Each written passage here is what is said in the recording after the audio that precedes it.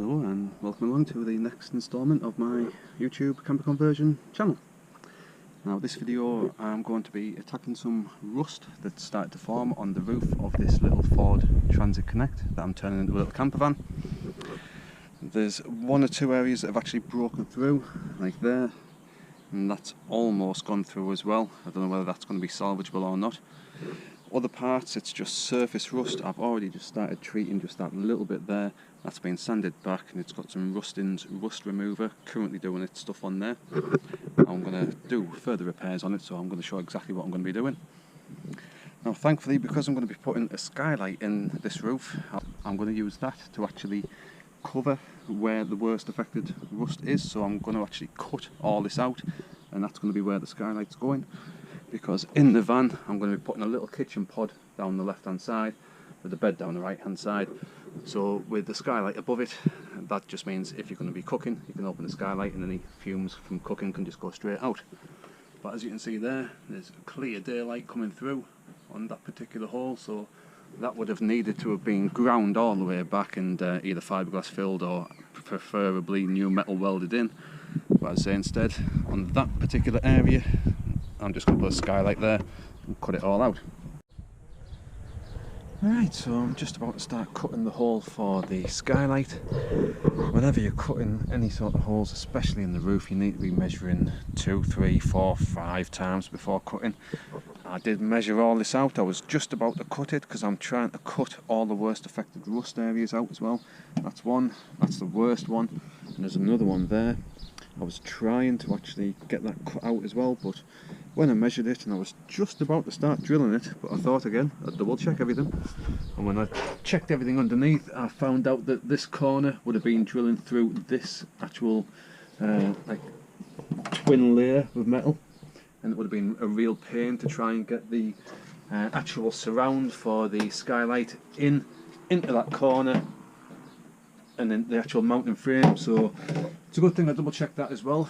Obviously I'd already measured the square 2-3 times, making sure it was all 40 centimeters square all the way around. But as I say, it was only when I went to double check on the underside that I realised I was cutting it just that little bit too close, a little bit too fine, just to where the roof meets this inner support. So instead I've budged it out another 10 centimeters.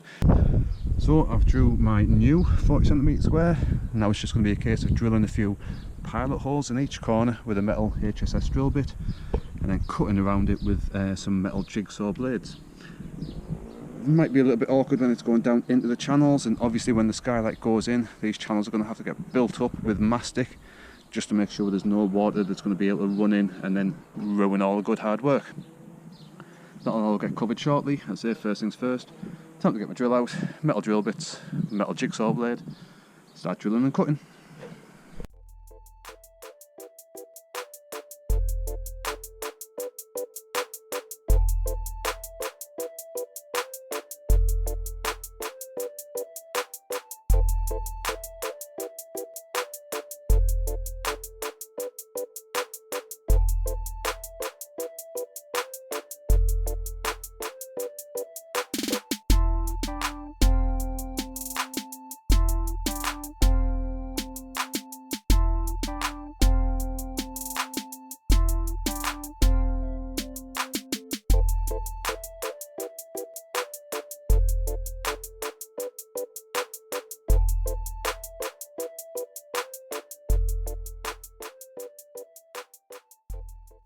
Right, so there's the hole cut out for the skylight.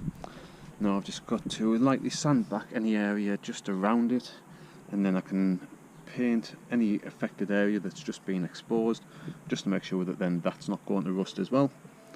Then it's a case of just applying mastic around and building up the channels with a couple of layers of mastic just around there, and then we'll get the skylight in and see what it looks like.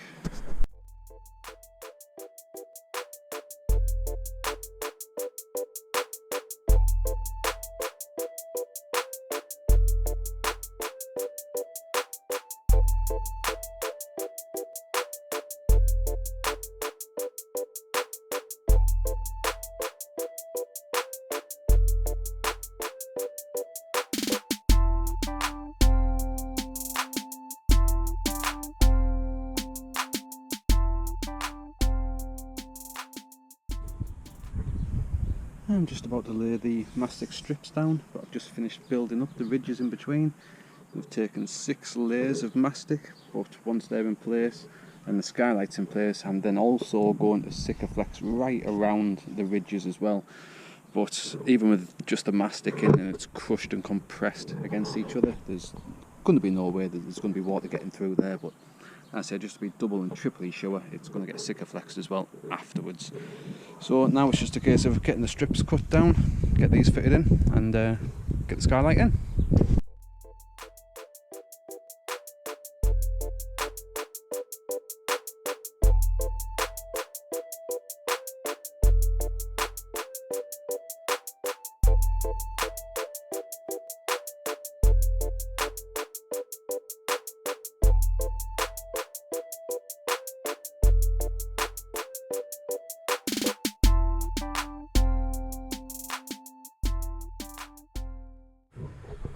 Right, so there's the skylight in.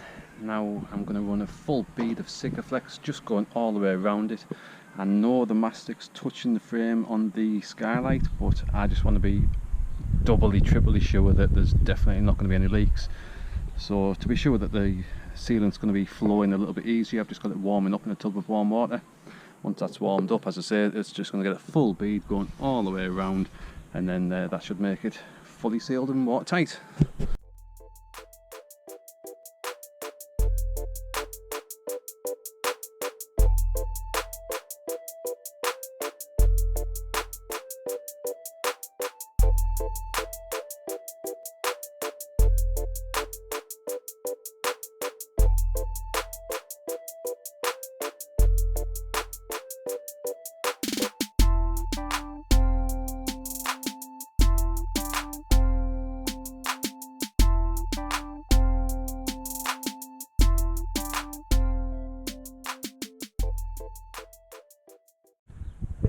So there's the skylight now in place and fully sealed with both mastic and Sikaflex.